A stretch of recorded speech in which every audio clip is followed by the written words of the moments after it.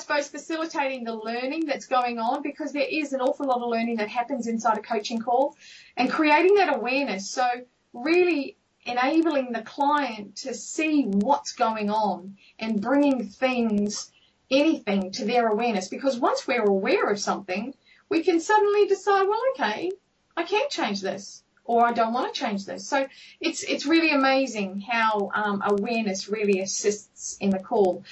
Also, designing action. So when you come to a call with a coach, you will actually go away from the call, or it's key to go away from the call with something to do. So designing an action that is going to help the client and assist the client to get to where they want to go. And it's their choice of where they want to go. And so what we'd do is we'd work together. We'd come up with some options on different things that they could do, and then we would choose an action or actions that they could take away. So I like to call it home play.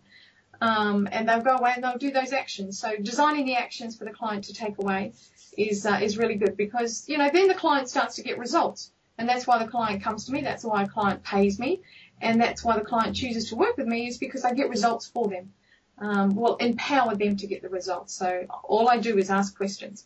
And then managing their progress and keeping them accountable is a big thing for being a great coach. So, just having that process moving forwards, and then keeping them accountable all the time. And keeping them accountable, I'll send them emails, I'll follow them up with various different things that I find that might support them.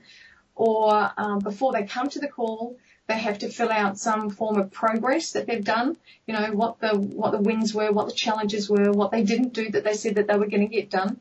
And the reality is that we're all busy people, and sometimes we don't do what we say we'll do. But I keep them accountable, and by crikey do I keep them accountable. Okay, so it sounds pretty intense. It is pretty intense, yeah. Yeah, it's a process.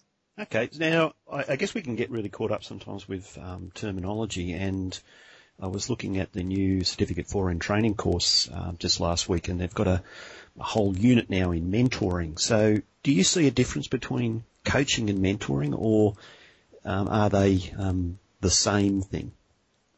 In my world, and the way that I operate and the way that I view the world, I see a big difference between coaching and mentoring, because as a coach, I work with a client and I'll, like I've just said, constantly question them. Questioning is what I'll do as a coach. And because, the client, we have the answers inside us. And so what I do with those questions, then I'll get the answers out. But then what I do is, when I put my mentoring hat on, and I do a lot of mentoring, I mentor a lot of life coaches coming through to be coaches.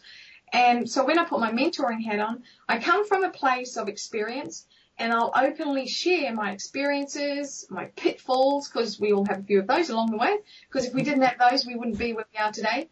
I share my successes, and I've had, lots of those that have driven me and got me to where I am. And so I work with my mentees like that. So I come from a place of knowing, and I'll share my experiences and I'll give advice. And so, but one thing I do with my mentoring is that I'll mix my coaching skills in there as well. So I won't just give them the answers. I'll do a lot of questioning as well that makes them dig a little bit deep to find the answers as well. But it's more of a conversation based on my experience, and I don't have a problem with sharing anything. Whereas with coaching, I won't tend to share, because it's not my place to share, because the coaching call isn't about me, it's about the client. Okay. Now, I guess I actually had a competition a while ago where we looked at the personal attributes of a good trainer. So I guess for a lot of my listeners and watchers who got involved in that, they'd be interested in seeing what the differences possibly might be, and there will be a lot of similarities between what you think the personal attributes of a good coach are. Yeah, you're quite right, actually. I think they will be quite similar, because, being a coach and being a trainer. But generally, I suppose the attributes that I've kind of, thought about and come up with and worked with over the years is being the best that I can possibly be at all times, walking my talk. And, I've had lots of feedback and lots of comment on the fact that I do walk my talk. And to me, that's really important, because, that's a big integrity part that I think is really important. So I also work with a coach myself. I've had a coach in my life for the last 6 years. And I think that's really important as well. So as a coach, I have a coach in my life, and And, yeah, it serves me very, very well because, you know, even as a coach, stuff goes on in my life and I need to sort it out. I need to work through it, and not everything goes the way that I thought it might go, but, you know, so it's working through that. So having a coach in my life.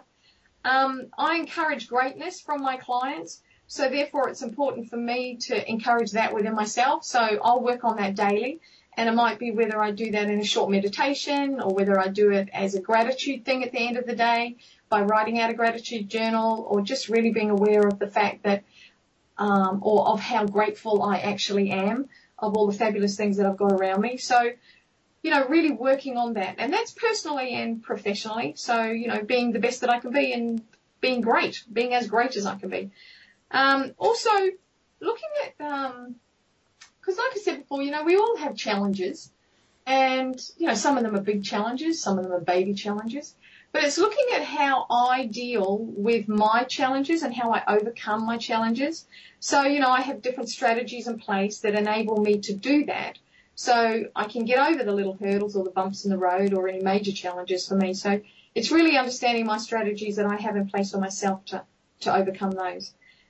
I suppose something that I personally think is really, really important for, you know, for me to be a great coach is that I celebrate my achievements and I reward myself, because I have an enormous expectation and will help my clients celebrate small achievements or big achievements. And it's really important because, you know, what are you going to give yourself if you manage to make that happen? You know, I mean, it might even be as simple as take yourself out for coffee and sit for 10 minutes in complete silence and just have a nice time looking at the sea. It can be anything, to a holiday, to a whatever. So rewarding yourselves for the achievements. So that's really important. Also, having a vision. I have a vision for my life of what I would like it to work out, what I would like to come in, where I'd like to live, the house I'd like to live in, all that kind of stuff. Having a really lovely, beautiful, wonderful vision to draw myself towards, you know, and that changes sometimes, and being okay with the changes and the shifts. It's like, oh, I'm not going that way this time, and the vision changes a little tiny bit. So being comfortable with that, but it's really important, I think, to have a vision for my life.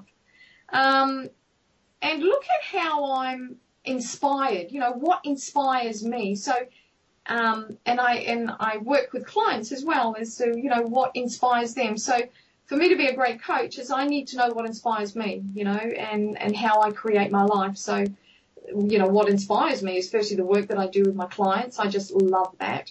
The work I do with writing the programs that I write for empowering children. And so that's for teachers to deliver to children, and that's for parents to deliver to their children, to enable children to grow and develop and have better life skills. And then, of course, I'm always inspired by my fabulous husband and my wonderful children. So also keeping things simple. It's really, really important for me, and as one of my personal attributes, is to just keep it really simple. And I just love that. So, you know, and you know, if you want to find anything else about that, then you can, you know, contact me and just go to the website. It's all the W's at debbiehogg.com, and I'll gladly give you some more information.